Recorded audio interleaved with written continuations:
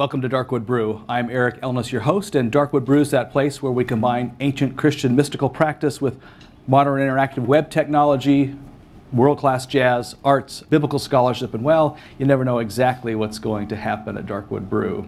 You've reached us at the fifth stage of a six-part series on creativity and the spiritual life, where we're going over the fifth part of a six-part process, exploring it with author and activist and minister Troy Bronsink. So there was once a church in the 50s that was started by a very famous Christian leader. That leader had come to town and helped this group of people dream God's dream. And boy, did they dream big. They caught sight of that dream for themselves and for their world. They hovered around that dream, discerning just their particular role to play as a Christian community in fulfilling that dream. And then they actually put their actions, their time, their talent, their treasure where their mouths were, and they took the risk to live that dream. And then that famous leader left the church to go on his way, and all hell broke loose. They discovered that there were differences between the big dream and the reality of living it out. Consequently, they began to stumble around a bit. Feelings became hurt. Hopes became dashed. Many people openly wondered how faithful the church was being owing to their stumbling. So then the blame game began. Factions started organizing themselves, pointing to each other as the reason for the church's troubles. Factions started to speak. The people in those factions started speaking only to each other. So they would say, well, everyone I talk to says X. And another faction would say, everyone I talk to says Y. And pretty soon, all these factions were simply trying to ram their agenda through, seeking to win the church over to their point of view, to save the church, perceiving their win as the only way forward, and perceiving their loss in the face of the other factions to be a true loss indeed. Well, you can imagine what fun it would have been to be in this church, this 50s era church. You know, of course, which church I'm talking about, don't you? The church in Corinth, in the original 50s, founded by none other than the Apostle Paul. Well, if what I just described looks vaguely similar to either the faith community you're in or maybe left, you may want to watch this episode with special interest tonight. We'll be going over this fifth stage in the creative process, exploring what the human body, marriage, and salmon canneries, and a process called reintegration may have to do with keeping a faith community faithful. But before we go any further, let's take a look at what's happened so far in our series. To these things, but don't hold them so tightly, 'cause what you hold so tightly, you no longer hold for me, but for you. And what does it mean to be in this space? What are the colors that come to mind, and the smells and the sights? The sounds. I think that we think that God a lot of times isn't sensorily. There's not a sensual or sensitive aspect to God, where God actually senses and perceives and relates to what God is creating. So you have a potter that sits there at a wheel spinning clay and curving it and watching it, the vessel kind of develop within her hands. How much interplay is there between what God is making and that dynamic relationship with the thing God is creating, whether it's you or me or the world in which we live? The fog was lifting off the lake like hundreds of spirit dancers, swaying, spinning, all with their arms lifted in praise to God.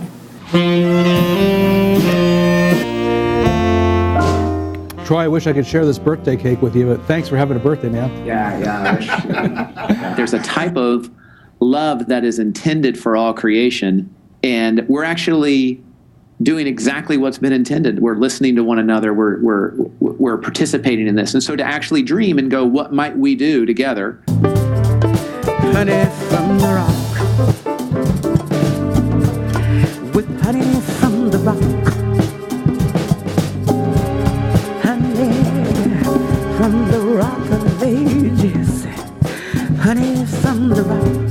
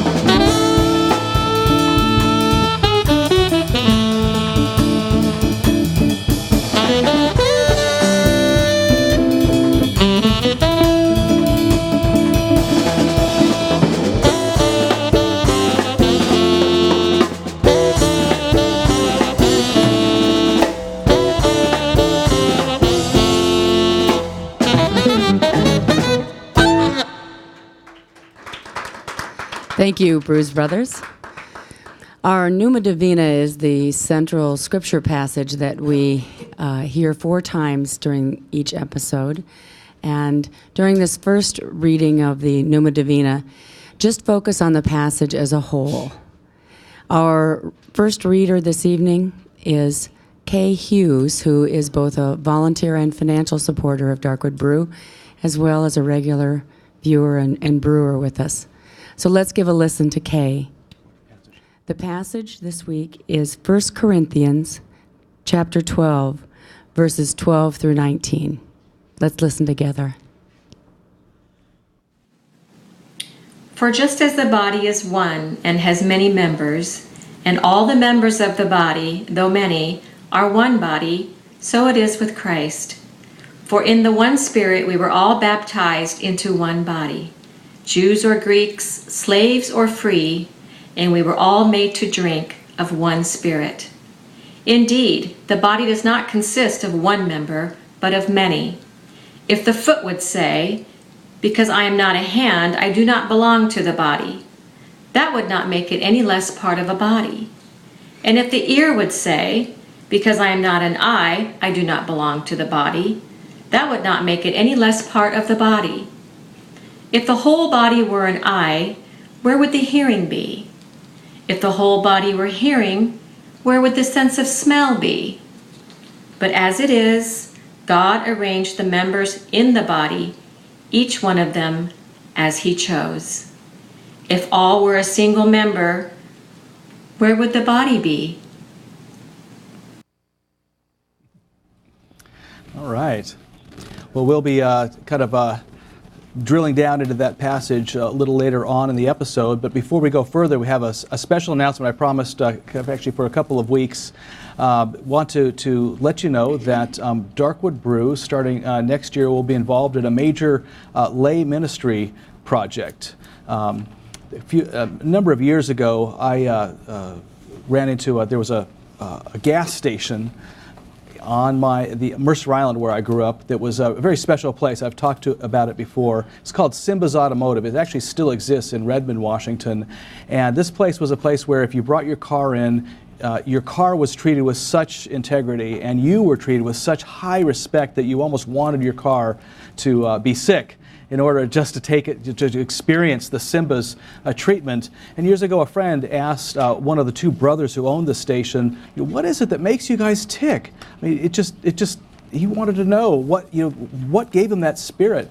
And the brother said, "Well, me and my brother, we're Muslims, and we treat every automobile as if Muhammad himself is going to drive away in it." Yeah. We are going to be working on Christian ministry, much as Simba's Automotive folks were working on their own ministry. We're looking at how does a person find their sweet spot in life, their sense of call. And then we're asking, once you've found that sense of what helps you channel your love out into the world, brings you most fully alive, how do we treat the recipients of our labor as if they are Jesus himself? We feel that the call of a lay person is just as sacred and just as high as any priest, prophet, or king. And we want to take that seriously. And so we'll be engaging in a a multi-year process to develop a lay training program that is focusing around finding your sweet spot and devoting your energies, devoting to the recipients of your energies. Sorry, getting all mixed up here. No, but really finding your sweet spot and then treating the recipients of your labors as if they're Jesus and reflecting on all that that might entail. We'll have more to announce as we go further in. We'll be starting up developing the pilot project after the first of the year, and we'll be bringing a Darkwood Brew favorite in to help us with that for the next 5 years. You know him as the Reverend Bruce Van Blair. Bruce has been with us on a number of episodes, and there's a whole series featuring Bruce called Upside Down Faith, in which we were exploring Paul's letter to the Colossians. So we're looking very much forward. Stay tuned for more announcements to come. Yay. Yeah. I'm looking forward to having Bruce here. That'll be a great conversation. Absolutely. Vocational training, neat. Yeah. And we'll be using Darkwood Brew resources for that. We've been that's By This Way of Life series will become the 12 6-part series that we have been producing since a year ago May, and we'll be finishing up in Easter. That will all be used for that lay training program. Nice. Yeah. Yay. Very exciting. Brewers want to find out more, let us know, right? Yeah. Yeah. We had a question of the week this week that had to do with our creativity, and it was about our Pneuma Divina reading and the parts of the body. The question is, if you were a body part, what part would you be and why? Which is really quite I like interesting. I thought maybe I thought maybe we'd get some even more creative responses, but we didn't. Good. We got a toe. That's right. We got the brain. We got the liver because it regenerates itself. And we got a couple eyes. The first of which is Rachel Whitehead said, the eyes, the windows of the soul, just looking someone in the eyes can tell you a lot about a person. They can express almost any emotion. Passion, fear, sadness, happiness, flirting, anger, and frustration are just ones that popped into my mind right away. You know, I went out and peeked at Rachel's Facebook page and discovered that she is actually a new grandmother. So I imagine the eyes are really special to her right now. Yeah, focused in on something incredibly new. Yeah, congratulations, Rachel. Yay. And then beyond a couple of eyes, we had some hands that were selected. Helen Slack Miller says hand. Mine is broken, and I miss it terribly. You don't know what you got till it's gone, huh? Yeah, you don't know it till you don't have it. Hands give, create, pray, soothe, wave, clap, shield, sign, pet, feed, play, throw, catch, caress, write, garden, hold, feel, ... So because I guess the diversity of what hands are capable of being a part of all of creation, that was something she said she wanted to be. Let's give our hands a hand. Yes. Oh, boy, I thought you were going to like hit me for that one. I always do what you ask. No comments. Moving swiftly along. Yeah. Well, you know, kind of in preparation for this passage, looking at it, I was reminded of an experience I had in Alaska. Many of you know that I was, before I became a minister, almost 20 years ago, I was a quality assurance manager in the seafood industry in Alaska. In fact, there's a photograph of me and my wife Melanie and our 1-year-old at the time, Ariana. She's the one holding high in my arms, not the one below us. And that's taken in Kodiak, Alaska. But in the spring of 1988, I was in Valdez, Alaska, where my company was building this plant here. My company was Peter Pan Seafoods. And the previous summer, the shell of that plant had been constructed, but now I was up there to help oversee the construction of the innards. And so we were putting in fish bins and heading and gutting machines and a quality assurance laboratory and the canning line itself. Now, the canning line is a fairly complicated batch of equipment. You take because you've got the salmon that are of irregular sizes. They're slimy and slippery, and in various states of condition. You've got to somehow get them in a machine that will cut them precisely and fill a can precisely with that salmon, and adding a little salt tablet. I think we got a photograph of that too. This is what it looks like. There you can see the white salt tablets on top. But it's never, the process is never as precise as you want it to be. Some cans are underfilled, some are overfilled, and so they get placed on this weighing machine. It was just up there. This weighing carousel. It weighs them as it goes around this carousel, and then spits out the over or underweight cans, and then puts those on a patching table where the crew adds or subtracts a little salmon to bring that can to proper weight. Then it enters the most critical stage of the process. It moves it onto a clinching machine, which places a lid on top of the can, clinches it down just kind of loosely, and then it goes through what's called a seamer, a vacuum seamer. And that seamer, if you take the next slide there, pulls vacuum in the can, takes the air out. Oh, no, the slide, there we go, that one. And then it actually rolls the seam flat around the edges so that there's an interlocking seam. That's a critical stage. If you don't have a tight seam around the can, well, have you ever seen that Monty Python film, The Meaning of Life, where like everybody dies at once? They say, well, why did we die? And then the angel of death points to the salmon mousse because it was made with canned salmon. You can get botulism. So it's real. That seam is incredibly important. So it goes from the seamer, then into the can wash, and also a dud detector that detects whether or not it has vacuum or not, and then onto this the cooler loader, and where people scoop the cans into these big buggies, multi-layer buggies. You can see the tops of the cans of these buggies just in the foreground, and these giant pressure cookers in the background called retorts. So bear in mind this process takes place at the rate of 225 cans per minute. So any little hiccup in the process, you've got a major can jam and cans flying all over the place. So we're building this canning line, and I'm very interested to see it being built because I've never seen a canning line being built. But we brought in the top people in the nation to assemble that from Chicago, actually, from the Continental Can Company, and they put it all together and over several days, and just had it down right, and they hit the button and to bring the cans down, a test run, and one of the cans rammed into something, got stuck, and bam, all cans all over the place. So they cleaned it up, they hit the red button again, the cans started going down the line, and in the exact same place, bam, cans flying all over the place. And it took them over a week of constant tweaks all the way down the line until they could finally get a can to the end of the line. And then the first cans that came out over the end of the line were all dented. Now, the reason why they had these problems was not because the Continental Can Company were all idiots. They were actually the best in the industry. They knew their stuff. They built canning lines all over Alaska. What they knew is that there's a big difference between designing a salmon canning line on paper and the actual reality of the canning line, that you inevitably run into these problems that have to be worked out very carefully as you go along.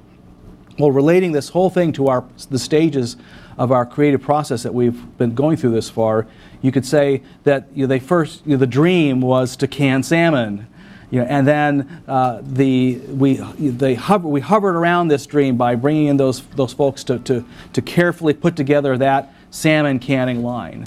And then we took the risk of pushing that red button for the first time, and then we discovered what? Bam, kabam, a big jam. So that's the process of listening, paying attention to what happens once you've actually put yourself forward, and paying attention to that data, and then the process this evening, reintegration, where you actually incorporate the new learning into the process.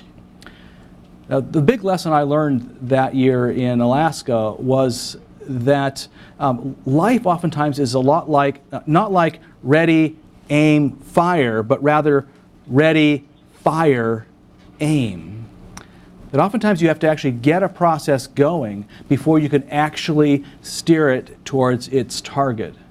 That there's actually a lot of lived experience that is different from the reality you've kind of designed in theory. And that lived reality helps refine your focus all the more until you hit your target. Well, we'll be relating some of that to Paul's letter to the Corinthians, and we'll be joined by Troy Bronsink shortly. But before we go further, we want to also thank you for the donations that have been coming in. We're trying to very hard now to make our $25,000 matching grant, which actually disappears at the end of the year. So we're about $3,000 shy, I think, at this point. And so any dollar you give right now is matched dollar for dollar, and that match goes away on December 31st. So any help you can give us is very much appreciated. Matt, who do we have with us tonight?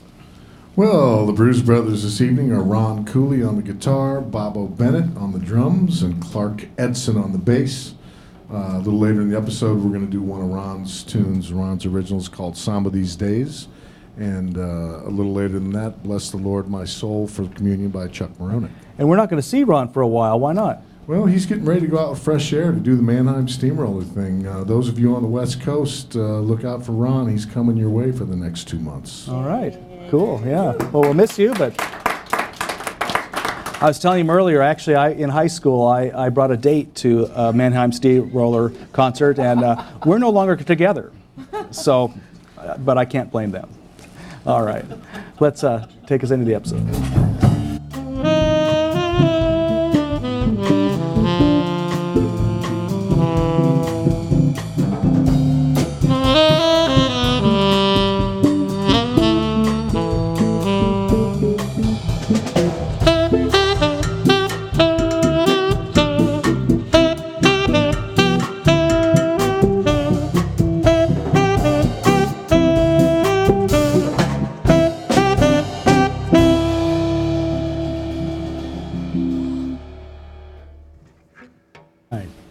Well, Troy, it's good to have you back with us at Darkwood Brew.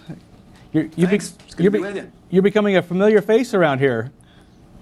But yeah, I can't wait to see this face myself. I keep looking at you, which is fine, but to see the rest of the group would be good. Yeah, that's right. So, in case you're just joining us for the first time tonight, Troy will be with us, physically present in the studio next week, and we'll be tying together some loose ends in the series, bring it forward a bit, and also hearing some fantastic music played by Troy. So looking forward to that. And if you're in Omaha, he'll also be preaching at the 9 and 11 o'clock services. So catch his sermon in the morning too. We post the 11 o'clock on the net too, so you can also watch him preach on the net.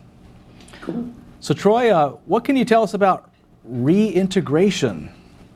Well, we described this process right from dreaming to hovering to risking to listening, and then this place of reintegration. I think it's tied together to the dreaming in a lot of ways. One of the ways I've heard dreaming described is that the dream writes the dreamer, that there's actually something coming from the future that pulls you. And almost the way when I was a kid, I remember the teacher would take the projector reels and turn them around the other ways and play them through, and you got to see the movie go backwards, And so first you'd see the end, and then it would then the whole scene would play out all the way to the very end of the reel, which was the beginning. And I think at the beginning we had God in relationship, the triune God, in this relationship with one another, and that was reflective of what God desired as each of creation then continues to unfold. That there's something in relationship to each other. So reintegration is this sense that nothing is isolated. Almost the way that quantum physics would say talk about our interconnectedness or string theory, that sense that we're pulled to, that there's nothing that is, there's no non-space, that even the space between us, there are real things happening in that space. So as the birds are brought forth in that early creation narrative of the poetry in Genesis 1, they're brought forth from the skies. Let the skies bring forth birds. Let the seas teem forth with living sea creatures. And you get this sense that it's almost like taffy, and they're just pulled from one thing to another, all connected. And then in the second creation account, we have this amazing poetry of how Eve is formed from the rib of Adam, that they're related to one another. There's nothing independent. There's plenty of things independent about them, but at their core, they're rooted in one another's story. And this plays out, even after the flood, where Noah and his sons and daughters and wife see this bow hung up in the air, where God then makes a promise to all creation, not just to these humans, but to all of the living things that remain after the flood, saying, I'll never again destroy everything. There's promises, the ways that they're all connected together. And this continues on and on. You see with Joseph, as he is sent then to Egypt, and part of his big managerial role in Egypt is to help them understand their interconnectedness, to save and then to be able to use those resources across bear times. And that actually builds that relationship back, right, with Israel, his father, and his brothers. And then Moses in Sinai is given these visions of how everybody is connected to one another, the orphan, the widow, and the immigrant. They're all to be cared for. You read this over and over in Deuteronomy, that God tells Moses, all of these folks, the outsiders are to be insiders, your orphans, your widows, your aliens. David and Mephibosheth, David had this relationship with Jonathan, and then Jonathan's son becomes a guest at David's table. He would be enemy of the state, right? But instead he becomes guest and family. And this story continues what Jeremiah would say to the children in exile, seek the welfare of the city, and therein you'll find your welfare. Well, Jesus picks up this same narrative. He talks about us being salt and light in the midst of something like we're yeast in a loaf. Yeast isn't that big a deal unless it's integrated into it, but the loaf is something much bigger than yeast. So how are we part and parcel with this? So Jesus in the upper room with the disciples and will breathe on them after his resurrection, and he'll say to them, peace, as the Father sent me, so I send you. Whatsoever you forgive on earth shall be forgiven, and whatsoever you don't forgive will be withheld. And there's this sense that their own participation in the interrelated world is now in their hands. It's not that God is just doing something and we're idle recipients of it, but God intended for those apostles, and now you and I, all of us, to be connected to this forgiving, loving, and growing creation. Yeah. As you kind of recite that kind of that salvation history, or the history of relationship, it sounds a lot like it is people being drawn forward into something rather than simply being pushed into something. There's an invitational aspect, and it also seems like thinking about the specifics of Israel's history, there's a lot of reintegration that God has to do there. You mentioned the flood. Well, that's a whole reintegration of God's dream, right? And then to change course and to put up the rainbow, say, I will never do that again. And then you mentioned kingship, and yet the original plan had been for Israel to have no king. There's no king but Yahweh. But then the people desire a king, and Yahweh then consents. And so it seems that even God's dream, there's a difference between God planning God's dream and God living the reality of God's dream because it includes us, and we're messy. Yeah. and so the dream itself has to go through a process of listening and reintegration.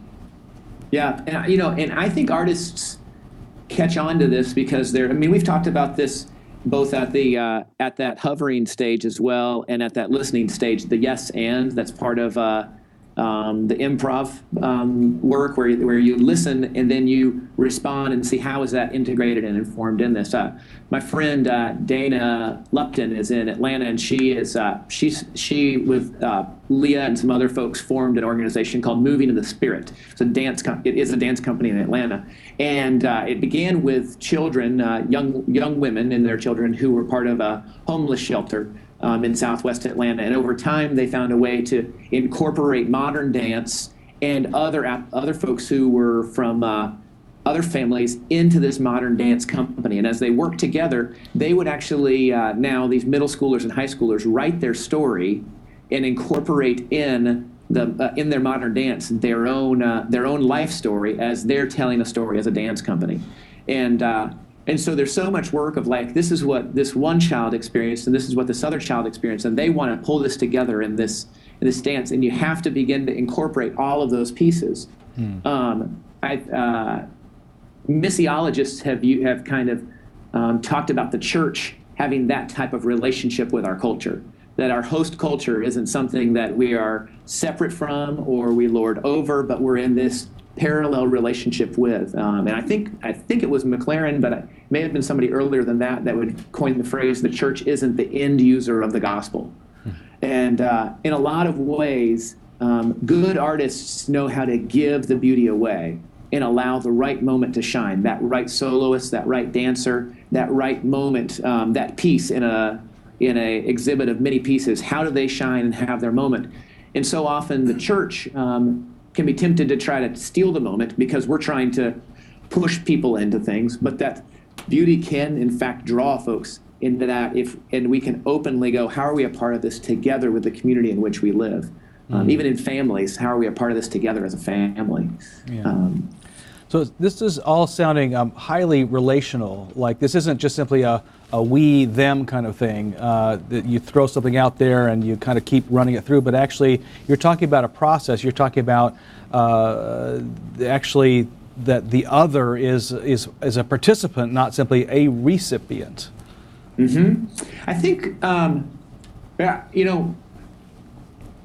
forgiveness a lot of times is that exercise of allowing the other's story to abide next to your story, and it's a very it's a challenge because we would prefer for our story to be final, and in a sense write our chapter. And Troy's chapter has these boundaries, and I decide those boundaries. But then you introduce Wakefield, my 3-year-old, and Eve, my 10-year-old, and my wife Kelly, and our neighbor Gerhardt, and suddenly all these other stories, they impinge upon one another. And forgiveness often is this place of allowing this, if you will, the story of God's abundance to reframe my own story so that I see myself as part and parcel of that. This is where that reintegrate is kind of a confusing word. In fact, some of the artwork with this, like reclaim, shows up. Yeah, right. Our friend Doug, who wrote the introduction of the book, he stumbles over that word too, because reintegrate's a mouthful. But the reason that integration is so important is in the rest of our life, we tend to separate things into good and bad, right and wrong, my team, your team, Fox, or NPR, or all these, or MSNBC, and we have these this side blue and red, yeah, and we have everything in these either ors. And integration is much more of how are we together a part of this solution, right, yeah. and that's a challenge.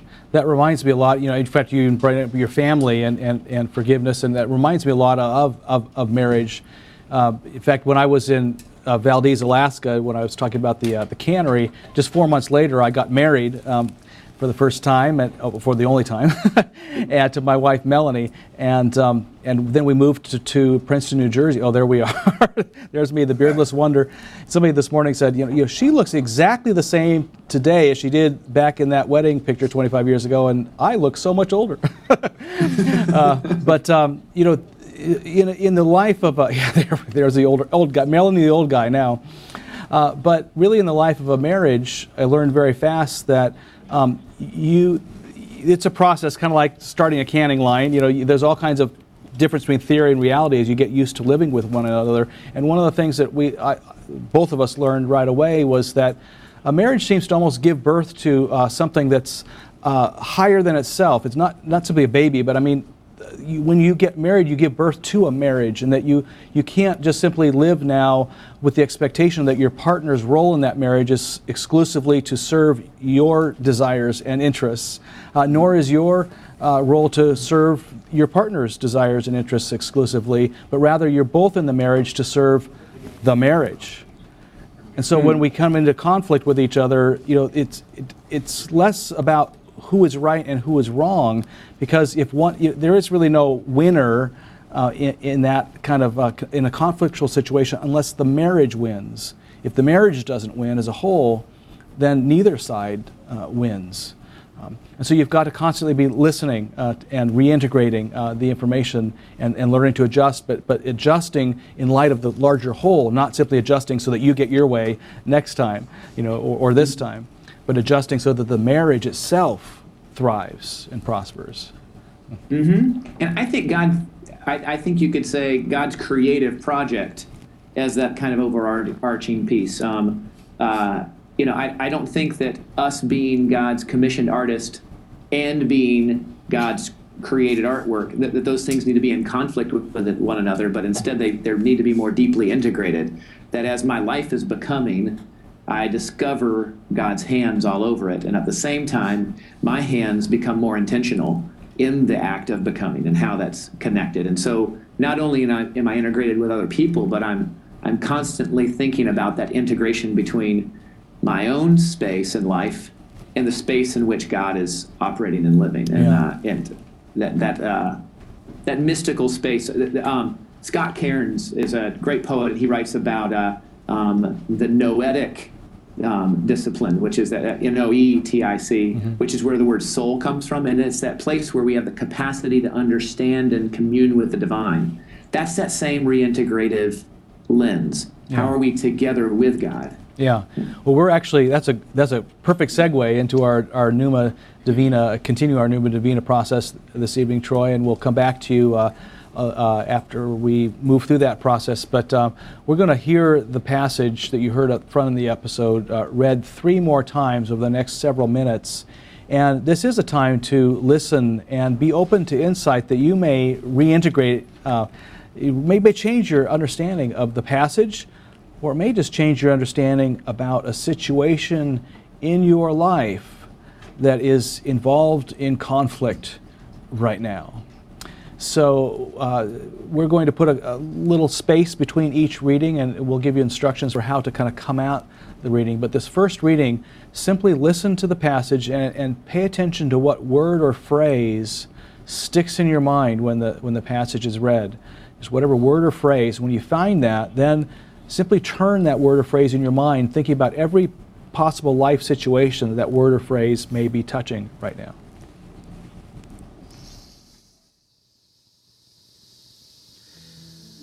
For just as the body is one and has many members, and all the members of the body, though many, are one body, so it is with Christ. For in the one Spirit we were all baptized into one body, Jews or Greeks, slaves or free, and we were all made to drink of one Spirit. Indeed, the body does not consist of one member, but of many. If the foot would say, "Because I am not a hand, I do not belong to the body," that would not make it any less a part of the body. And if the ear would say, "Because I am not an eye, I do not belong to the body," that would not make it any less part of the body. If the whole body were an eye, where would the hearing be? If the whole body were hearing, where would the sense of smell be?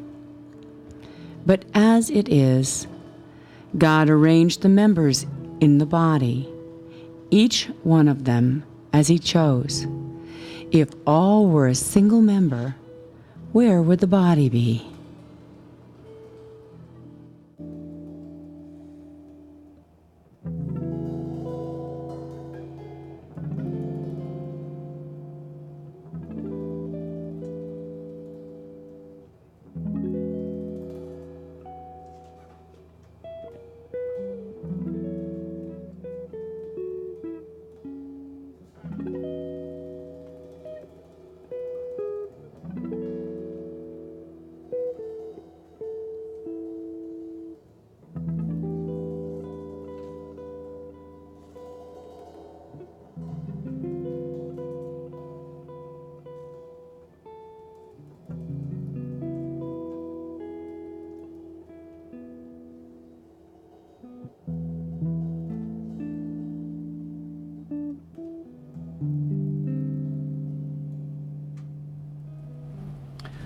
Now, during the second reading, we just simply invite you to take that word or phrase that you found in the first reading and actually apply it to that situation of conflict that you may be experiencing right now, perhaps in your church or in a relationship. What is that phrase?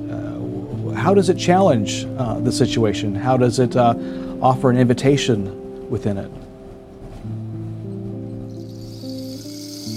For just as the body is one and has many members, and all the members of the body, though many, are one body, so it is with Christ. For in the one Spirit we were all baptized into one body, Jews or Greeks, slaves or free, and we were all made to drink of one Spirit. Indeed, the body does not consist of one member, but of many. If the foot would say, "Because I am not a hand, I do not belong to the body," that would not make it any less a part of the body. And if the ear would say, because I am not an I do not belong to the body. That would not make it any less a part of the body. If the whole body were an eye, where would the hearing be? If the whole body were hearing, where would the sense of smell be? But as it is, God arranged the members in the body, each one of them as He chose. If all were a single member, where would the body be?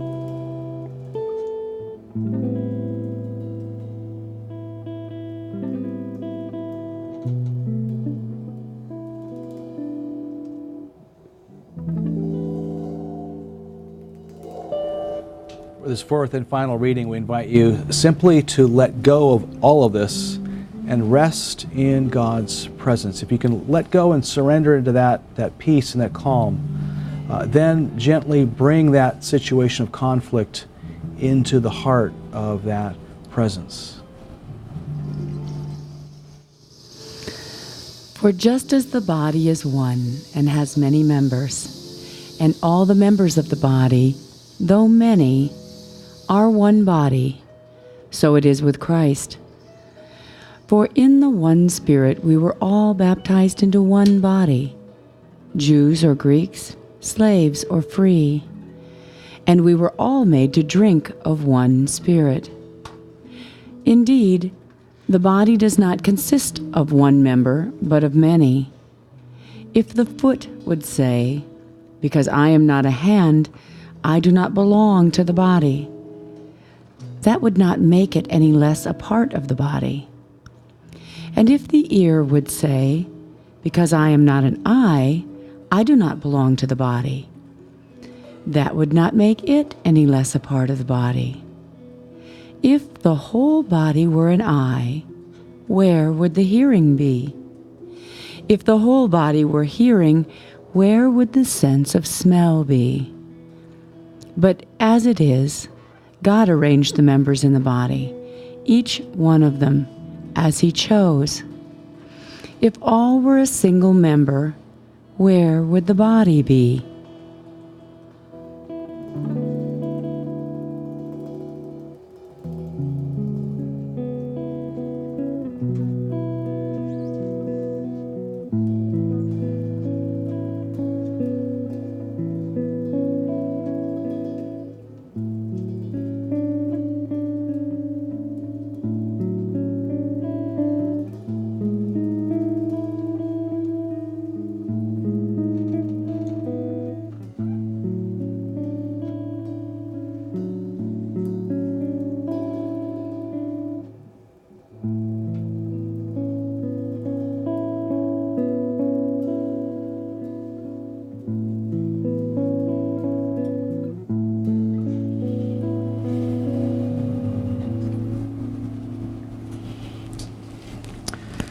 Hard time pulling myself out of that one. Sometimes that meditation really has some powerful effects.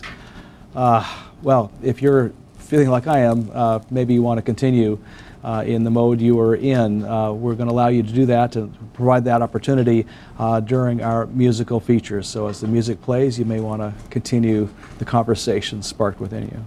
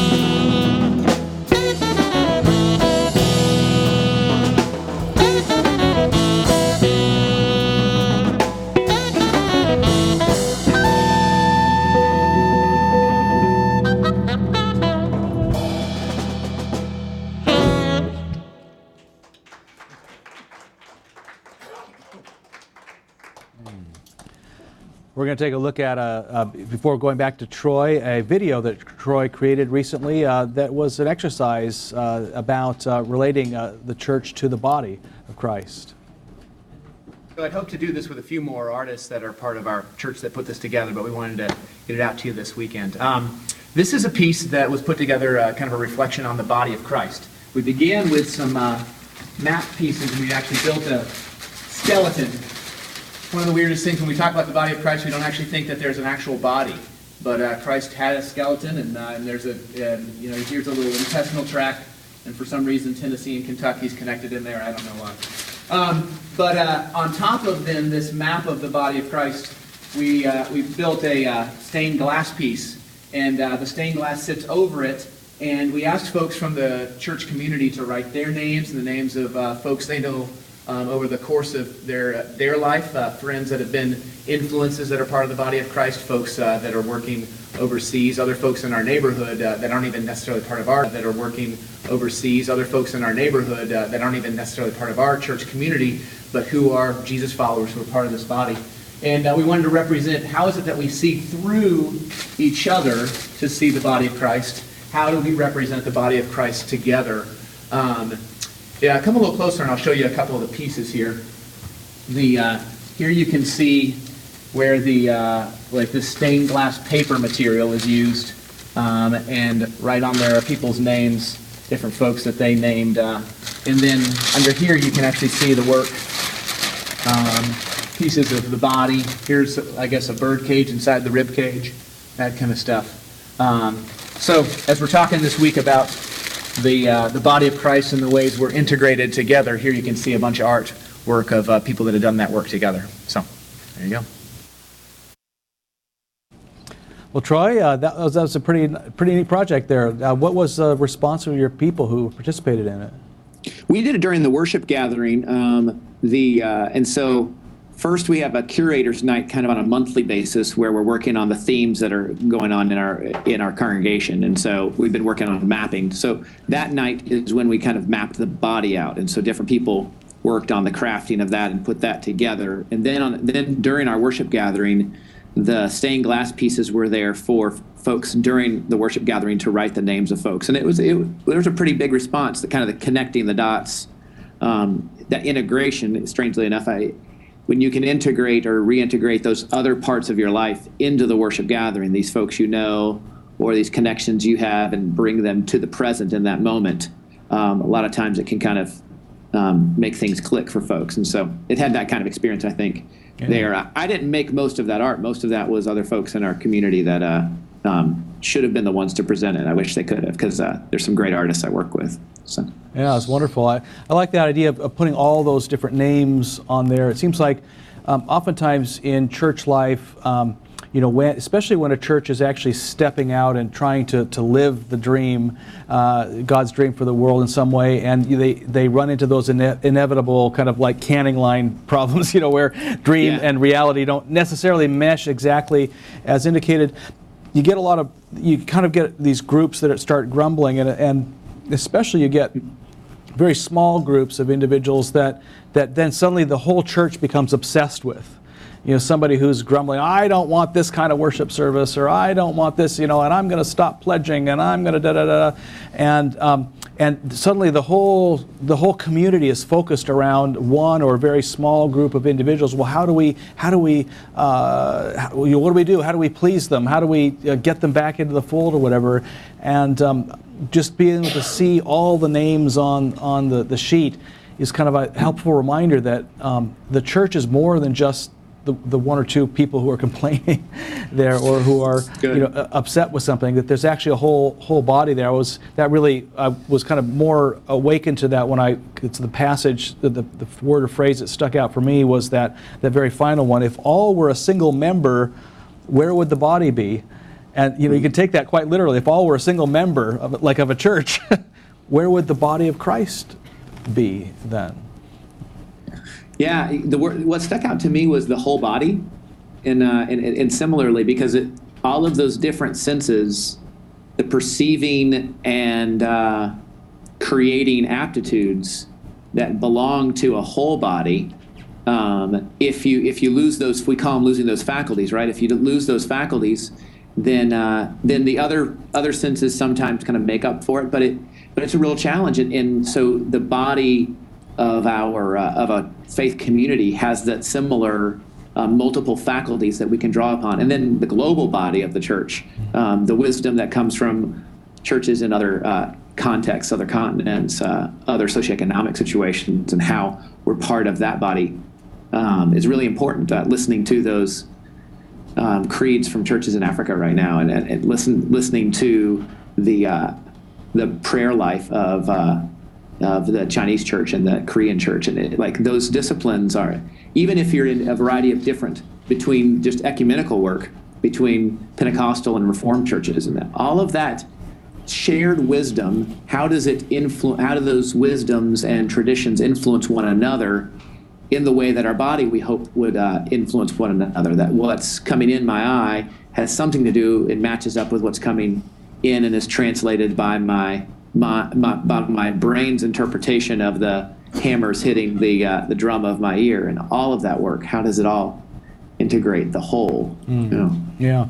So I'm curious, based on your, with this reintegration, kind of this listening and reintegrating, I want to kind of step back to the member or two who's like really complaining hardly. Maybe they're like the big toe, and that big toe has been stubbed. You've stubbed the toe against a rock, and so you know how when you do that, your whole body's in pain. And yet your whole body isn't actually, it's affected, but you also have to keep in mind there's a whole lot going on besides the fact that your toe is hurting. How do you actually authentically listen, realizing that small minority of members, they may be upset, complaining, and how do you pay careful attention and listen and draw meaning and value as valuable parts of that body, without losing sight of the whole, the larger body? That question even comes up in community organizing, right? The squeaky wheel gets the grease kind of a thing, and how do you keep one squeaky thing from co-opting the whole movement of a community? So how does this play on a church? I wrote it down, so I'm trying to remember how you said this. You said bring that conflict into your meditation. So when you were describing the Pneuma Divina process, you said if there's a place where it's kind of, I guess, jammed, right, in your mind, where you've got these multiple distractions, how do you bring them to the forefront and observe them, not just resist them? I think that happens with those big toes in our life, whether they're part of our family that we'll see at Thanksgiving or part of our church community or our neighborhood. There are those places of pain, sometimes places that would co-opt the whole, a member that might co-opt the whole. And the importance of disciplining ourselves to be attentive is really key, because then you can give that person, that member, adequate attention, and yet understand how to acknowledge it and then to move back into a place of thinking of the whole. And it doesn't mean that the big toe is going to quit screaming at you. But there is a process for a community to be able to validate the big toe's presence within the body, and then step back and go, what do we know about the whole body? What does the body need to be working on right now? This is that tricky part about leadership. And you can teach a lot of people how to do this. You don't need one dictator to be managing all this. You can teach everyone these skills, but you have to practice those skills, that mindfulness of hearing the distraction, hearing the pain in your own self, and then not allowing it to be the primary definition of the narrative, but opening back up then to a wider, more abundant story. Yeah, good. Yeah, that's helpful. Well, Chris has been monitoring the web chat, and it's been going fast and furious here. Chris, what's going on over there on I think social media? we've had a lot of conversation about how you integrate the body of Christ together with the concept of reintegration. And one of the questions that came up specifically was, does being creative make a foot a better foot, and thus a body a better body? Is creative culture about making space for better body parts? Yeah, I started answering part of this and heard it one way. and then now I'm thinking of it even a little differently. Does creative culture influence or benefit the body?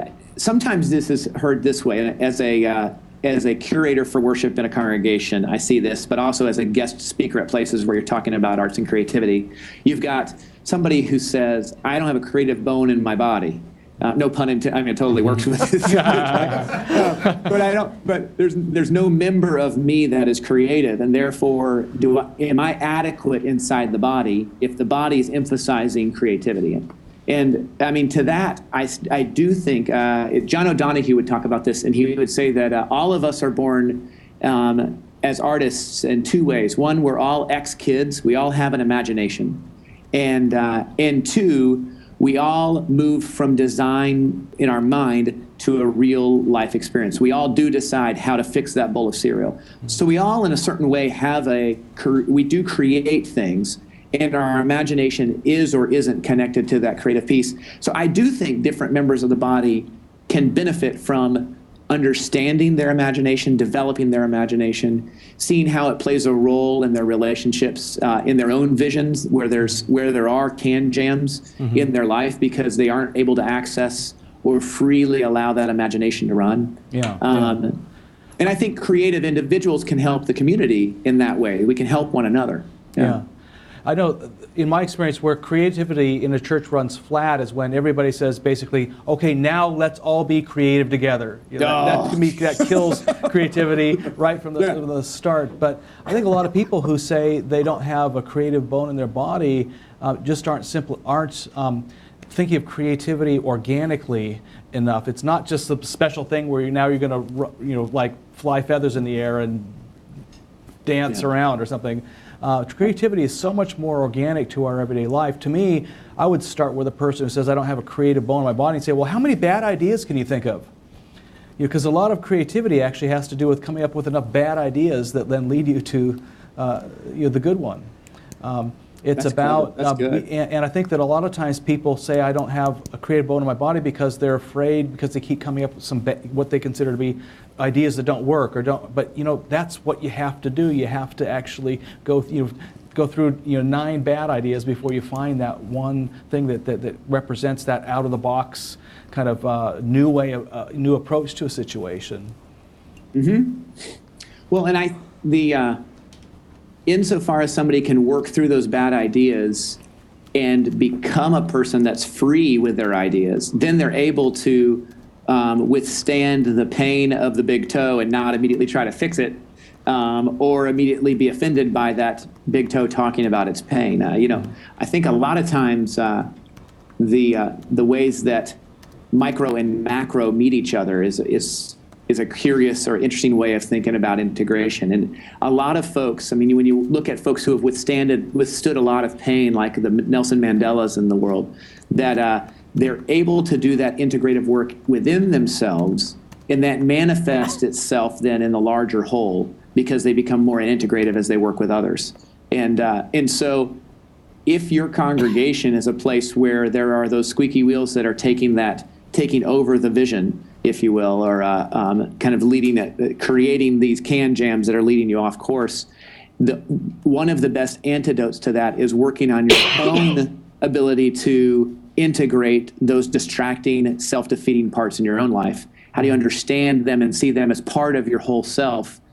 And you can be patient with them, and you can celebrate the gifts that you do have. And then that translates into community where we're patient with one another, we forgive one another, and we celebrate those things. This goes back to that image, right, of Jesus in the upper room with the disciples saying, if you don't forgive it, there's a log jam. There's not freedom. You have access to freeing folks by living a life of forgiveness and patience and intentionality in that way. Yeah, that's great. Well, I wish in many ways we also celebrated the failures in a church as much as we'll celebrate the success, to really create a culture where free thinking is really, and people are comfortable with that, and people are comfortable seeing other people fail, so to speak. And so it says, okay, well, the community really affirmed and accepted that person, so maybe I can take the risk next time and not be so afraid of how I might be perceived if my idea isn't working. Yeah, it's great. Well, Troy, it's been great to have you on once again to Darkwood Brew. We're looking forward to we get one more taste of you next week and having you up close and personal. So that'll be a lot of fun, as hearing some great music and tying up some loose ends and covering the sixth piece of that creative process, which you identify as rest, and I kind of also like to identify it as celebration. So I think we'll have a grand celebration next week, and look forward to seeing you then. Awesome. I look forward to being with y'all. Thanks.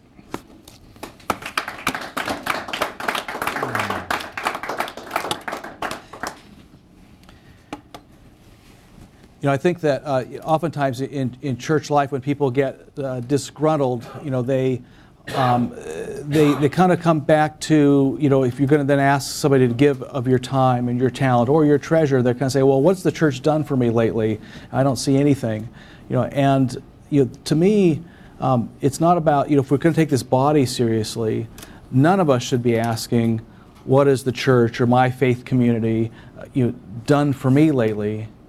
It's about, what has the church done for Christ lately? We are the body of Christ. What has the church done for God's dream, of which I am an important part, but also only a part? And so, as an elder, I might not care much about the youth program in the church, because I don't have any. I'm grown up. I don't have any kids, but I care about the. You know, I'm just putting words in people's mouths. But one should say, I care about the kids because Christ cares about the kids. Or if I'm younger, I don't say I don't care about the elders. Well, I care about the elders because Christ cares about the elders.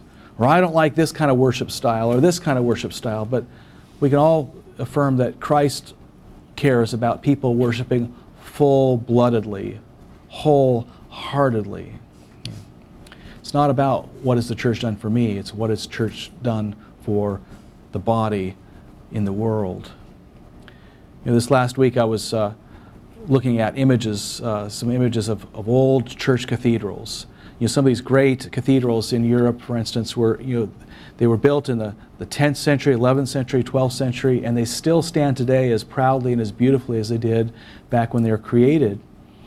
But a friend of mine was just reflecting recently about these cathedrals. You know, every single one of them, these great ones, took the better part of a century or more to build.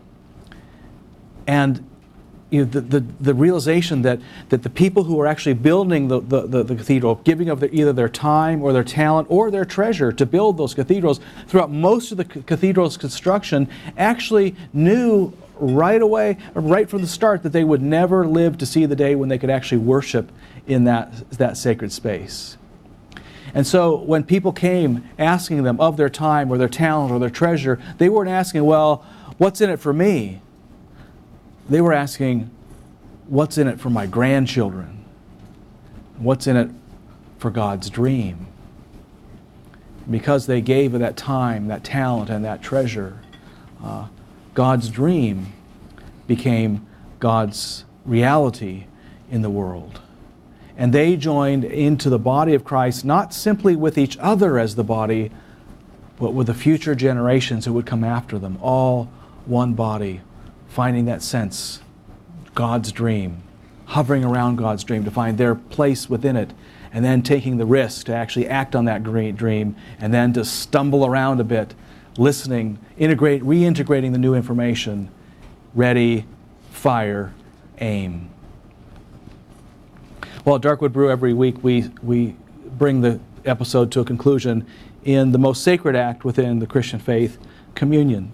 And if you're joining us online, we invite you to participate with us if you feel so moved. If you have bread and wine or juice and crackers or other elements at home and want to join us, we invite you to do that. But you know, as I've been reflecting on communion today, I've been wondering, you know, what if I could picture a scene up in heaven, you know, Jesus and God, and God says, you know, Jesus, I want to send you down to earth to serve as the Messiah on earth. And I can hear Jesus saying, well, what's in it for me? And God saying, well, you'll be born under rather suspicious circumstances. You'll be kind of an awkward child growing up, in trouble with your parents here and again, and you'll really be struggling with who you are and what you're about until you're about 30, when it'll dawn on you exactly what you're about. And then I'll send you into the wilderness, and you'll be tempted by the adversary, and then you'll kind of hover over that dream and refine it, and you'll come out to announce your dream to the world, and your hometown people will try to throw you over a cliff. And for the next 3 years, you'll have some wonderful successes and some not so successful times. And, then they'll torture you, and they will break your body, and they will shed your blood, and you will die as a state criminal on a cross. Jesus, hearing all this, takes a couple deep breaths and says, well, I'm sure it'd be worth it, because by then I'd have like millions and millions of people who are following you as a result. God says, well, not exactly. You'll have 12, and one of them will betray you, and the rest will flee, and just when you needed them most. I thank God that Jesus, when faced with this life and this mission on earth, didn't ask, what's in it for me? He asked, what's in it for you? And what's in it for me? What's in it for God's dream that I can bring into reality in this world? I can bring a piece of that dream into others that will live beyond. It will all be worth it. So this meal comes to you at great price, at great sacrifice, but it is also given with great joy, with great belief that as part of one body with Christ, you have been engrafted, you become part of this dream, and you make all of this worth it. The gifts of God for the people of God. I invite you to join us in the feast.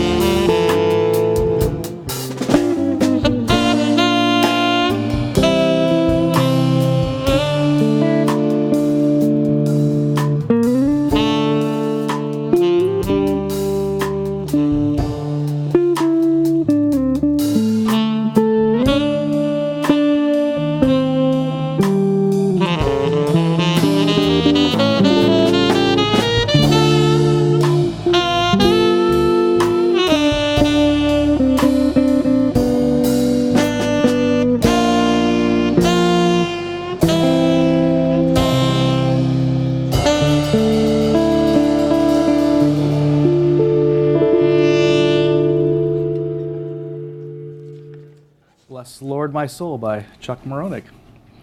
Well, friends, we're glad you could join us this evening at Darkwood Brew, and look forward to seeing you again next week as we bring this whole series on creativity in the spiritual life to a conclusion and a celebration with Troy Bronsink being right here physically present in the studio itself. So join us also online if you want to take a look at Troy's sermon next week. You can find that after Sunday services on YouTube at the Countryside UCC channel there. Until then, my friends, may the Spirit of the living God made known to us most fully in Jesus Christ our Lord, go before you to show you the way, go above you to watch over you, go behind you to push you into places you may not necessarily go yourself, go beneath you to uphold you and uplift you, go beside you to be your strong companion, and dwell within you to remind you that you are surely not alone, and you are loved beyond your wildest imagination. And may the fire of God's blessing burn brightly upon you and within you, now and always. Amen.